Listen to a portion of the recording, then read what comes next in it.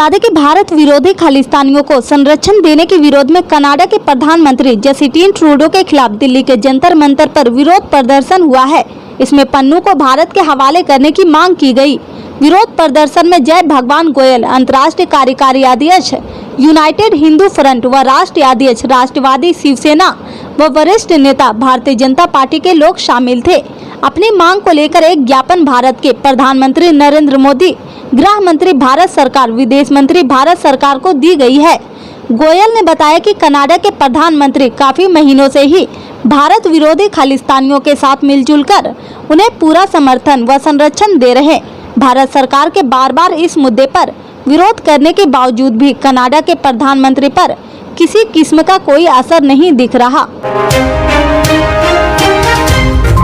बता दें कि कांग्रेस नेता राहुल गांधी ने आगामी विधानसभा चुनाव में अच्छे प्रदर्शन का भरोसा जताते हुए कहा कि उनकी पार्टी मध्य प्रदेश और छत्तीसगढ़ जीत रही, शायद तेलंगाना भी जीत रही है और राजस्थान में बहुत करीबी मुकाबला है। पार्टी को विश्वास है कि वहां भी जीत होगी। राहुल गांधी ने लोकसभा में बीएसपी नेता दानिश अली के खिलाफ बीजेपी सांसद रमेश भिदोड़ी की अपमानजनक टिप्पणी पर विवाद का भी जिक्र किया है। उन्होंने आरोप लगाया कि बीजेपी जातीय जनगणना की मांग से ध्यान भटकाने के लिए ऐसी रणनीति अपनाती है। उन्होंने जोर देकर कहा कि विपक्ष एक साथ काम कर रहा और बीजेपी 2024 के चुनाव को लेकर आश्चर्यचकित है। एक कार्यक्रम में राहुल गांधी ने कहा कि एक देश एक चुनाव के विचार का उद्देश्य लोगों के वास्तविक मुद्दे से ध्यान भटकाना है।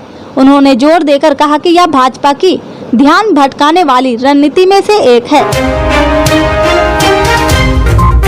बता दें कि सुहेलदेव भारतीय समाज पार्टी के राष्ट्रीय अध्यक्ष ओम प्रकाश राजभर रविवार को बलरामपुर पहुंचे हैं। पत्रकारों से बातचीत के दौरान उन्होंने विपक्ष पर जमकर निशाना साधा। राजभर ने कहा कि पूर्व मुख्यमंत्री मुलायम सिंह यादव का अखिलेश यादव को लेकर विचार अच्छा नहीं था। उनका कहना था कि उन्होंने ही अखिलेश को सीएम बनाया, लेकिन उन्हें भी धोखा खाना पड़ा है। चाचा शिवपाल यादव भी मंत्री पद से हाथ धो बैठे हैं। अखिलेश यादव को विरासत में कुर्सी मिली थी, लेकिन उसे भी संभाल नहीं सके हैं।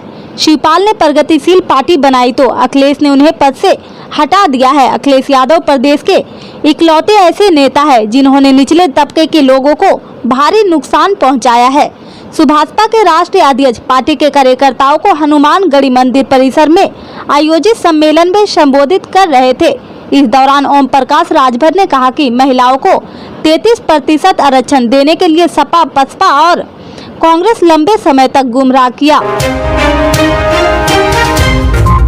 बता दें कि समाजवादी पार्टी के मुखिया अखिलेश यादव ने यह कहकर गठबंधन में बड़ी सियासी हलचल पैदा कर दी है कि वह सीटें मांग नहीं रहे बल्कि सीटें दे रही।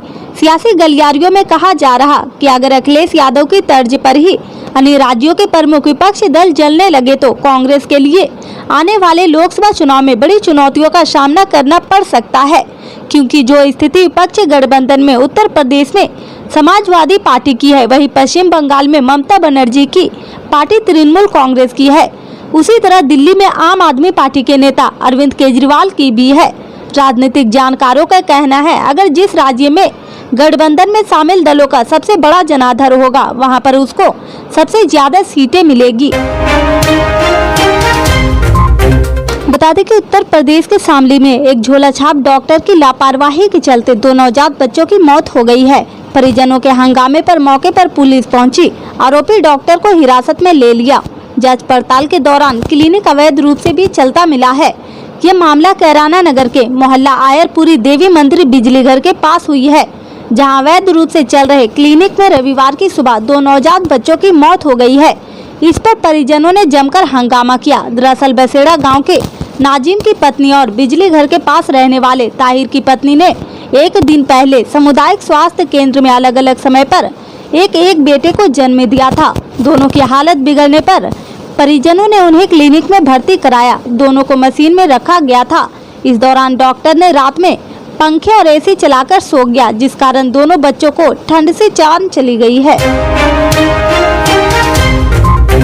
बता दें कि साल 2014 में सत्ता में आने के बाद पीएम मोदी ने देशवासियों को स्वच्छता के प्रति जागरूक करने का बीड़ा उठाया था।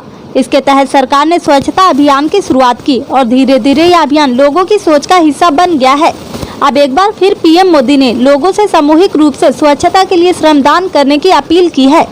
पीएम मोदी ने मन की बात कार्यक्रम के 105वें एपिसोड में लोगों से अपील की है कि वह 1 अक्टूबर को सुबह 10 बजे से 1 घंटे के लिए श्रमदान करे। यह गांधी जयंती की पूर्व संध्या पर बापू को श्रद्धांजलि होगी। पीएम मोदी ने लोगों से समय निकालकर इस अभियान से जुड़ने की अपील की है। प्रधानमंत्री ने कहा कि लोग अपनी गली, आस पड़ोस, किसी पार्क, नदी, झील या किसी सार्वजनिक स्थान पर स्वच्छता अभियान में शामिल होने की अपील की है।